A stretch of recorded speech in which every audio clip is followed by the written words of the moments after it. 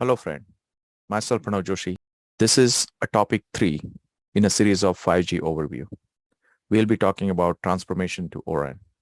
So when we are talking about the ORAN, let's step back and talk about what is RAN for the mobile system. This will be a very simplistic model, but it's maybe important for someone who is new to ORAN concept. Radio access network, which stands for RAN, why it is needed. So as we know that we have the different devices which we carry in our pocket, and we carry these devices to get the service. And the service could be coming from the internet, coming from different servers. It could be video, voice data, or maybe we are calling from one device to another devices. That's the purpose of having that connectivity.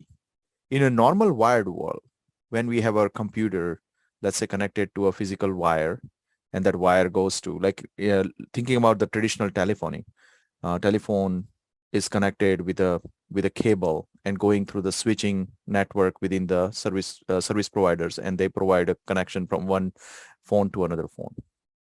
In the mobile world, it is worked the similar way. We will need a core.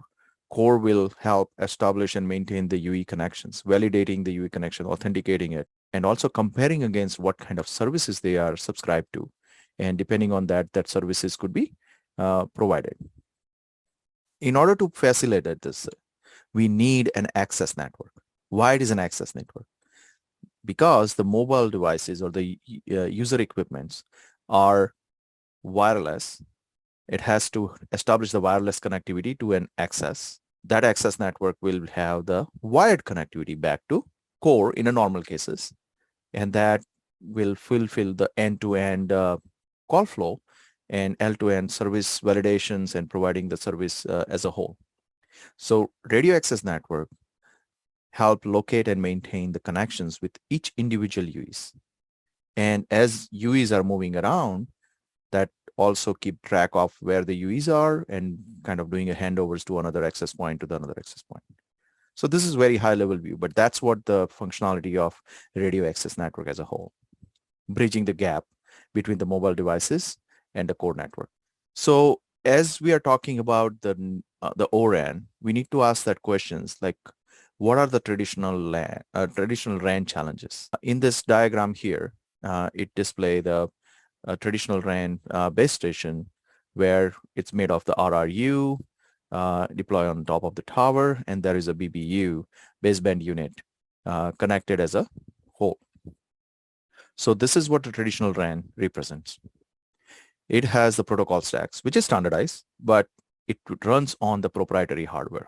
Remote radio unit and the baseband unit are connected via proprietary interface. And because its system being a proprietary and a proprietary hardware, proprietary interface, it's required a single vendor solution in order to support both RRU and the BBU together.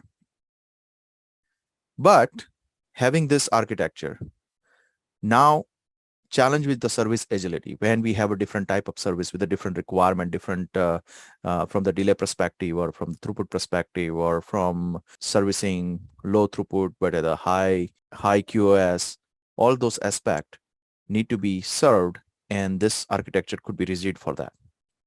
Similarly, we have the dense network. Network densifications need to be done where we need to deploy many devices to serve larger network, or depending on the requirements.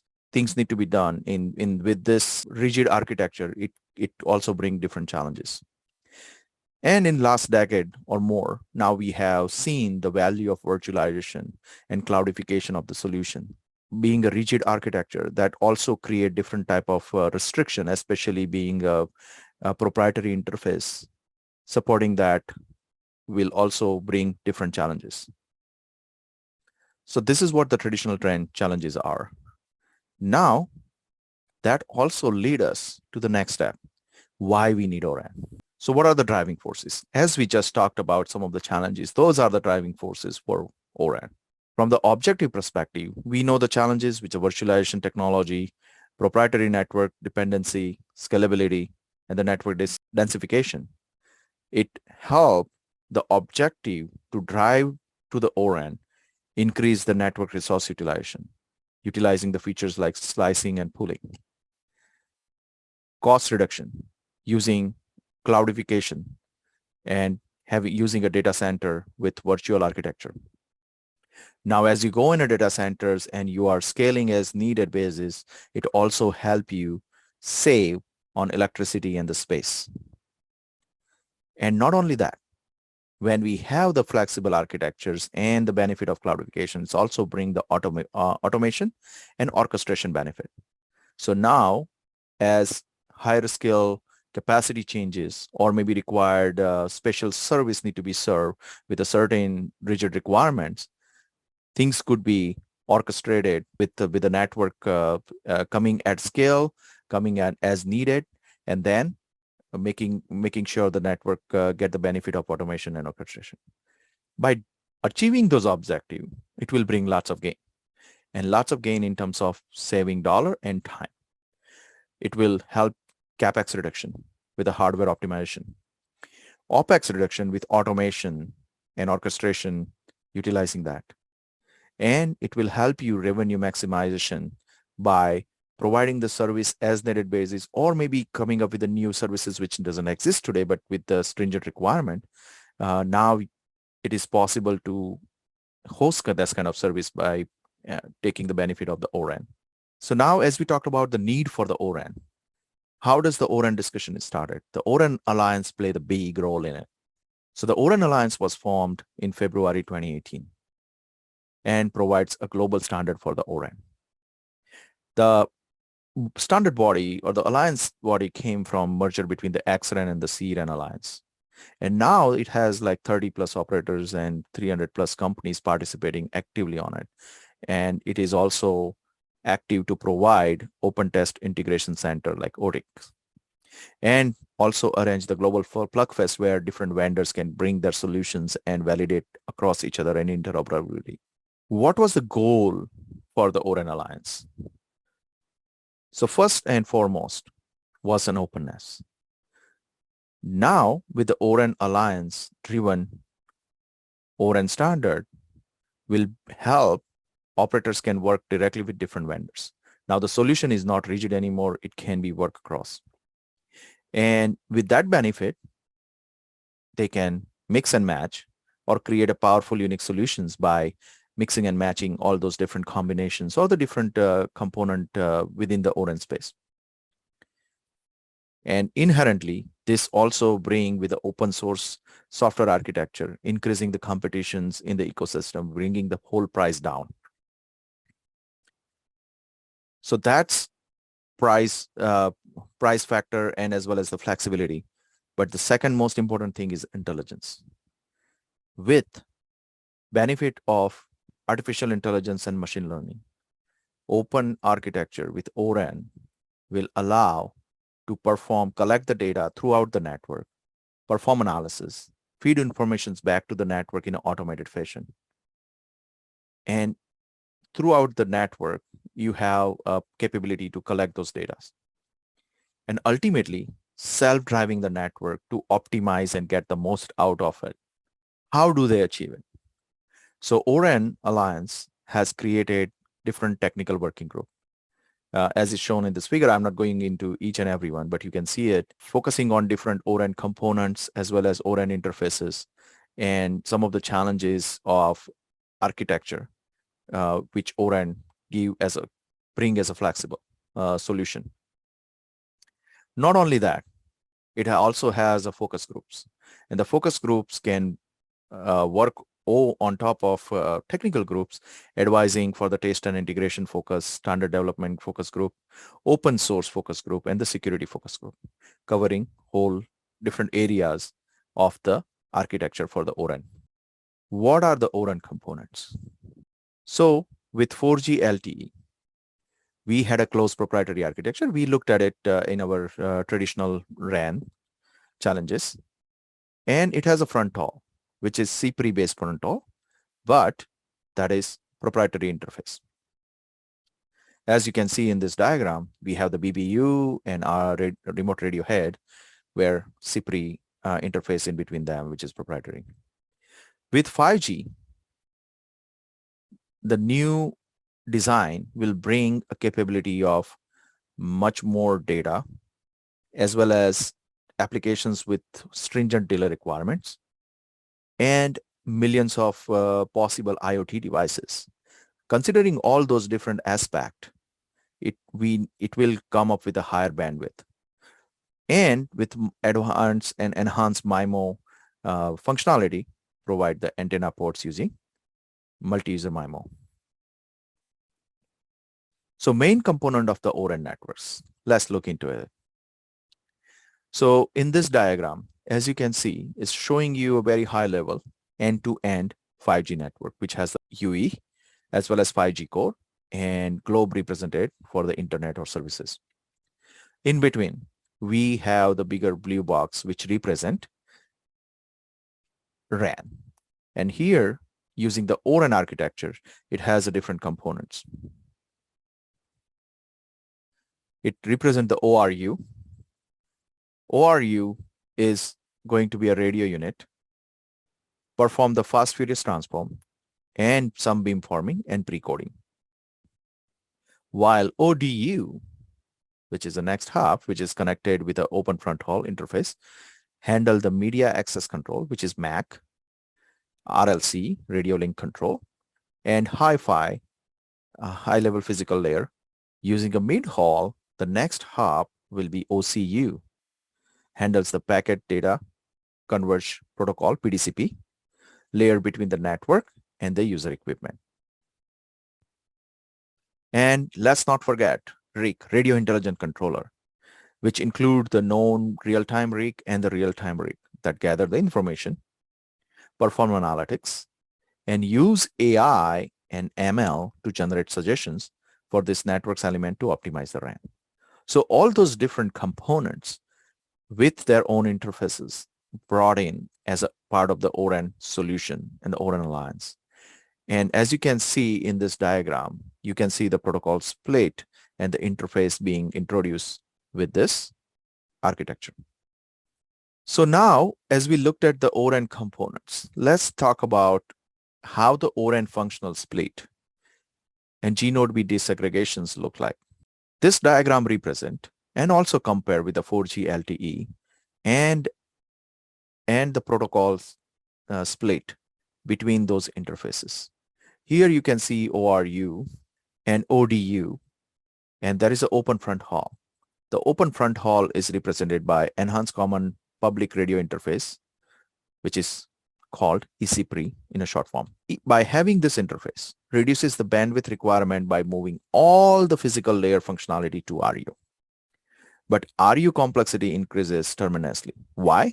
As you can see in this stack here, the RU will be also responsible for digital beamforming, digital to analog converter, and the analog beamforming. So all those function additional work RU need to be doing now. From the higher layer split or HLS between the DU and the CU has been done with the F1 interface. Here the MAC and RLC layers along with the Hi-Fi stay at the DU. As we can see MAC and RLC here with Hi-Fi. So the process intensive functionality, which required the more processing, will move to CU. And option 7.2 provides the optional split between the DU and RU, and which we just talked about with the open front haul. Continuing with the O-RAN front functional split and option 7.2x, let's focus on the lower layer split. How does it look? So this is a little bit detailed diagram, again, looking into the split option 7.2 and between the ORU and the ODU. So the low-fi stays at the RUs, and the low-fi functionality, as you can see from this diagram, from the downlink and the uplink perspective, the beamforming responsibility has been performed by the RU with optional pre-coding depending on how the split and the functionality being divided between the ODU and the ORU. And the Hi-Fi, some file-level functionality will stay at the DU. And apart from that, it will be doing the encoding, scrambling, modulation, layer mapping, pre-coding. Now, as we looked at the split, O-RAN split, how is the O-RAN front haul delays managed? because now we created a different split. ORAN was previously a proprietary component. The whole RAN was as a one single piece with a proprietary interfaces in between. Now creating this functional split and different components within the ORAN, we need to look into some of the delay or some of the challenges which it can bring. And this particular informations will talk about the front haul delay managed. Why it is important? Because delay has to be managed very carefully, especially between the DU and the RU. Why? Because DU is responsible for scheduling and decision making. There is a timely window where things need to be received on the RU front, and that need to be sent over the RF interface to the UE. And similarly, when the information sent from the UE side need to be sent in a timely manner from the DU. So the time sync become very important. So standard has provided different parameters for how you can manage it. And within that scale, within the space, we have a DU processing delay, which has been decided. Then there will be a transmit window. So within that transmit window, from the DU and the RU perspective, and RU has a receive window and ORU processing delay. So all those delay parameters and delay components need to be looked at very closely as we design this system. What in front haul delay being having a split, now we have a flexibility that ORU can be on a tower while ODU could be co-located or could be sitting in a cloud, could be sitting at the edge. So all those flexibility also create some of the challenges where we need to worry about the distance, how far it can go, and that distance will inherently add delay, and how that delay need to be managed. So that need to be considered. Again, having long distance connectivity, one may required to utilize like layer 2 front haul switches to create the network or create a multiplexing between the multiple RU supported by a single DU, or depending on many to many connections being created. So layer 2 front haul switches will be another key component sitting in the middle, which can add additional delay at the same time, critical to establish and maintain the time sync. This will also be served with the C-plane separate windows for the control plane and the user plane. So not only delay looking from the delay important in general, but also from the C-plane and U-plane perspective, all these windows could be different and need to be treated appropriately. Let's look into a front haul specification a little bit in deep detail. So between the RU and the DU, there will be a U-plane, and U-plane protocol stack has been shown here. The U-plane primarily is responsible for the user plane data. In the user plane data, it will transmit an IQ sample sequence of OFDM signal in a frequency domain, applying IQ compression and IQ compression information. And that carry the information about radio frame, subframe, slot, OFDM symbol, while frequency resource information consists with a physical resource block PRB.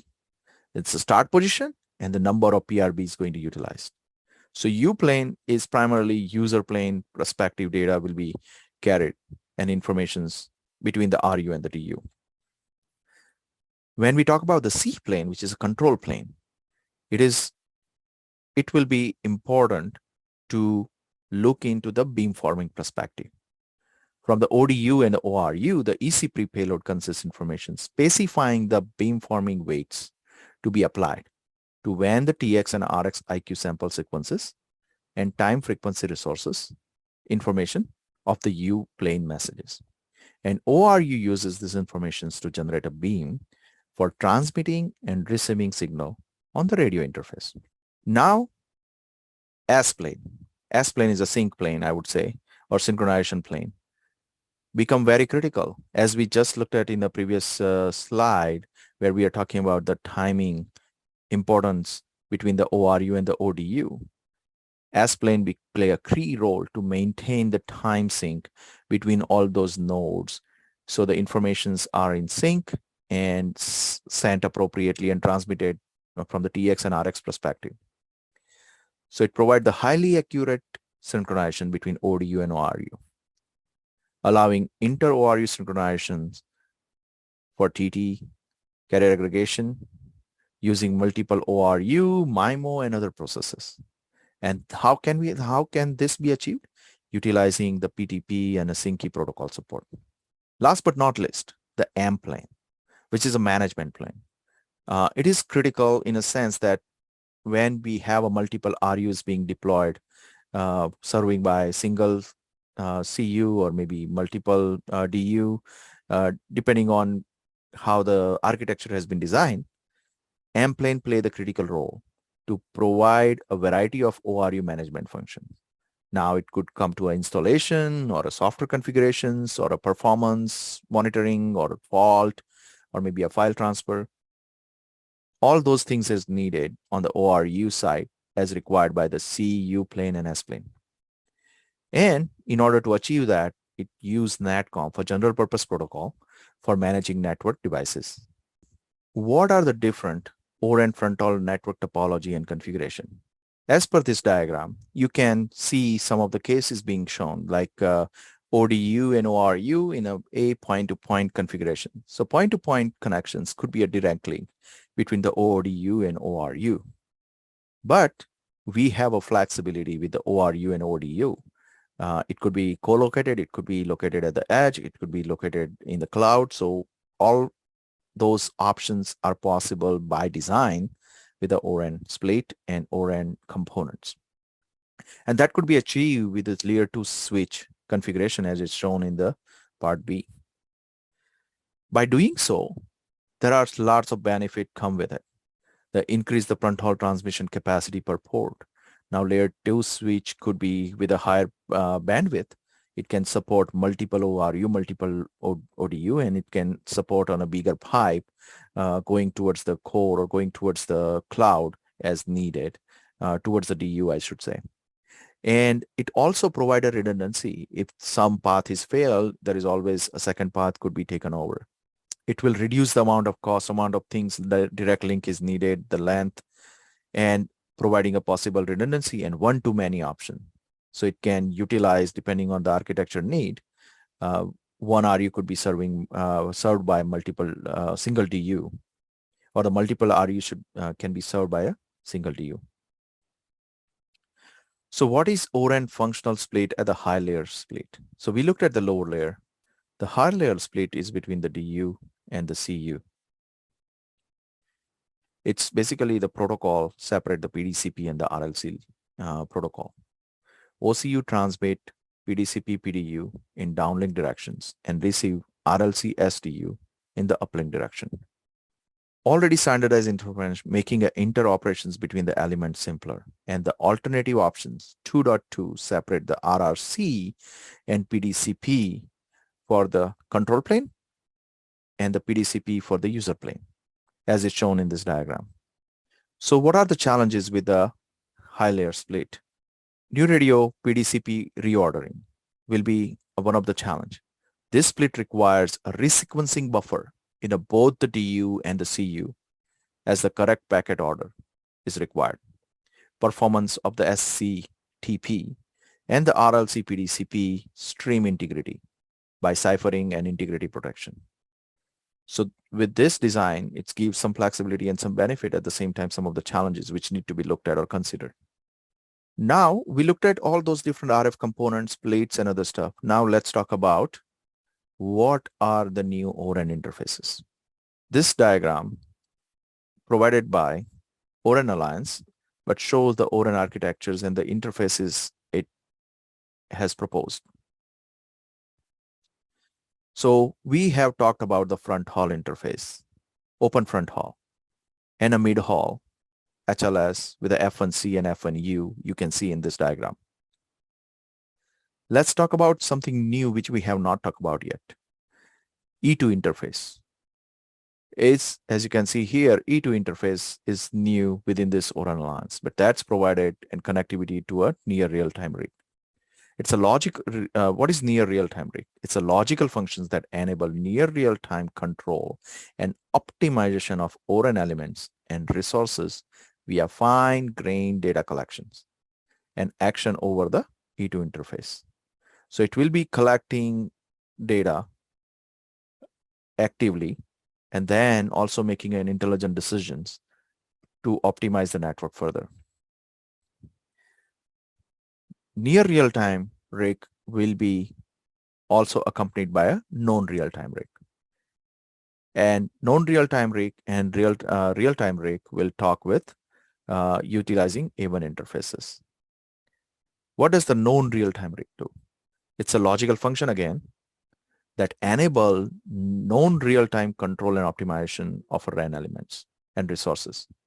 So now with the data collection has been done, the information being used and using the AI and ML workflow, including model training and the updates, a policy-based guidance of applications features in a near real-time RIC over the A1 interface. So known real-time RIC will also help guide near real-time RIC. And another new interface, which is an O1 interface, primarily for the between the management entity in the service management and orchestration SMO framework.